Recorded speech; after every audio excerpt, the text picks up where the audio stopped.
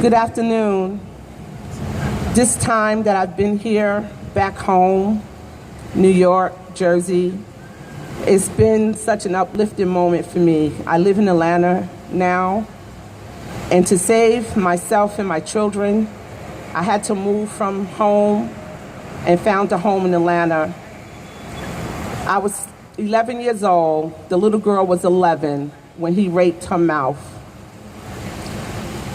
And she had to figure out what did that mean when a 50-year-old man would find an 11-year-old girl's mouth a place to stick his slithering, slimy, long thrusting, wet tongue down her throat that almost choked her to death.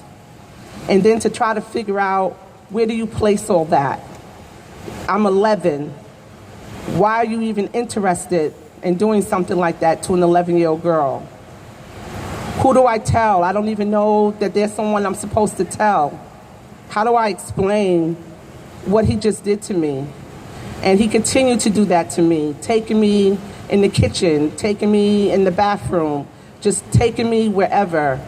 I would be outside playing jacks. I would be outside jumping rope.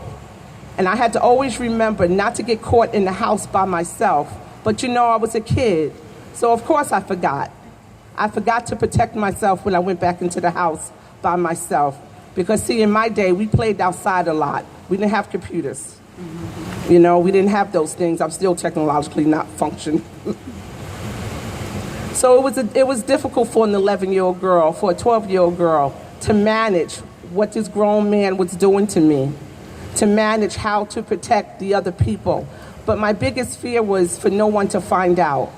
I could not afford for anybody to find out the yucky, nasty, dirty stuff he was doing to me.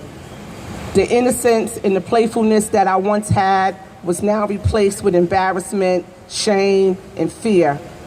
And always feeling like, because my body developed at 11 years old, because I had breasts, because I had a butt, maybe that's what interested him. Maybe my body developed too early. And so I always tried to find ways to make my butt smaller, if that was a way to do that. I always tried to find ways to cover up my breast, if there was a way to do that. Because see, the rape continued from 11, 12, 13, 14, 15, 16, with a house full of people. And when I did find the courage to tell, at the age of 13, to the person who was supposed to protect me, the response that came is, what I'm telling is true, or if what I'm saying is true, he could go to jail. There was more interest in what was going to happen to him than what was going to happen to me. And I knew in that moment, at 13 years old, that I was on my own for the rest of my life, that I would have to be my own protector for the rest of my life, over and against all the adults who claim to love you, all the adults who claim to be your protector, all the adults who claim to have the answers in my own community. And then as I've grown, the little girl has always been my protector. The little girl has always been my friend. The little girl has always had a voice.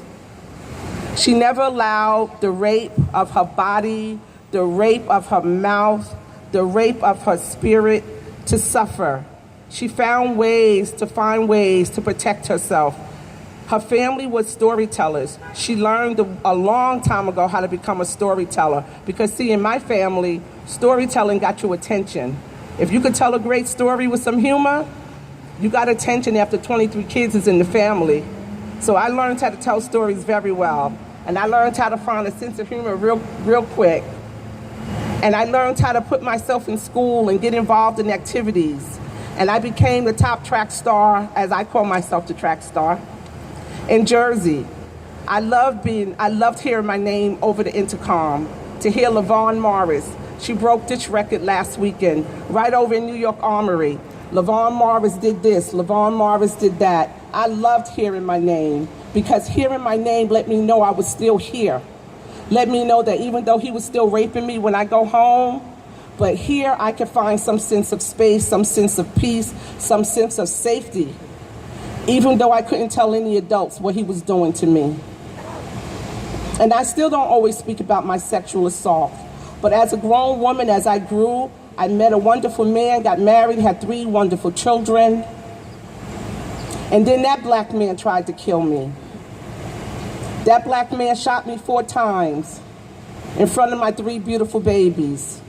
That black man shot me once in the head. That bullet went from one side of my head to the other side, where it still remains today. That black man shot me in my butt. And you know, I always say thank God for a black woman's butt. I tell you, because that was the bullet they couldn't find, unfortunately. They found it later, though, I'll tell. And he shot me in my thigh. And then he shot me in my foot. And then he just kept shooting and shooting and shooting.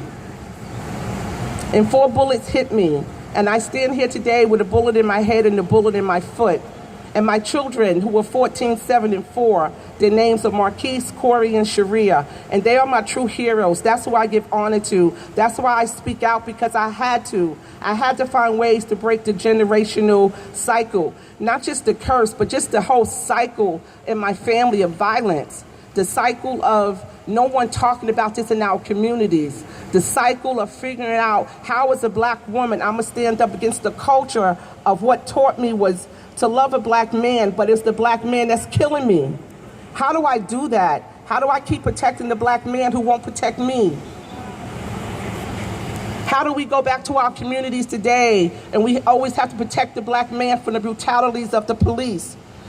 They told me in my culture when I was growing up as a little girl that what stays in the community, we have to keep it there, because the enemy, once they come in, they're gonna kill us and murder us and beat us. But our black men were murdering us, killing us, and beating us. So who's gonna come in to protect the black woman? Who's gonna stand up for her and speak for her? So I let my little girl stand. I let her voice stand loud and proud and sure of who she is, and all the pain that she endured, and all the pain that her daughter will probably endure. But I stand in the gap for my daughter. I stand in the gap for my sons. I stand in the gap for my sisters, for us to be in solidarity, for us to be in freedom, for us to find love, for us to find healing. Because we can't go back, and we can't leave this space, Farrah. We can't leave this space the way we came. That's right. We can't. I've been doing this for 20 years. I go to conference after conference. I speak to audience of white women all day long. I'm sick of their white privilege, and that's okay if they want to have it, but I can't keep going to conferences and going back home, and there's no change. So my little girl, she speaks to you. Where's your little girl? Find your little girl. Love your little girl. Find healing for her, because there is a place for her in this space. There's a place for all of us in this space. And particularly as black women, there's a place, because we hold this. We hold this. And so I just want to leave you all and thank you all so much for allowing our voices to be heard, for allowing us to be in this space with you today, for allowing me and my sisters to be a part of this planning, this program. So I thank Black Women's Blueprint for allowing our voices to come as far away and as close away, to be here with you on these steps this afternoon. So in solidarity, just know that we are free. We are free to speak. We are free to be who we are. So I thank you so very much.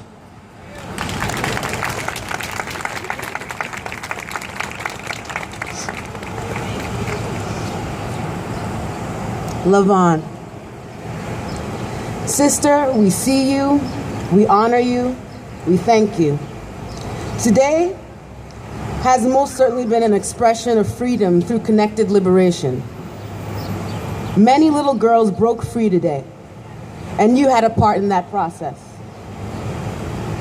The commissioners stand with you in creating more paths to freedom, liberation, and for little black girls to be free. And let me add that as a commissioner here with the BWTRC, this is actually genuinely an historic moment. I need you all to be cognizant of this, all right? This, in the history of this country, we have never done this in this manner before, okay? Round of applause for that. We need to give respect to Black Women's Blueprint for galvanizing this for a number of years. This is a process, about 6 years to get to this day. I want to also thank all the sister survivors who came up here, told their truth. All right? Yes. Woo! I urge you all to take time to reflect on this day, talk to your sister friends, blast this on social media and let people know this is happening. Hashtag BWTRC, let them know, okay? I thank everyone for coming here today, and please continue to support us over the next 2 days as we continue to speak out our truth against state violence against Black women. All right, thank you very much.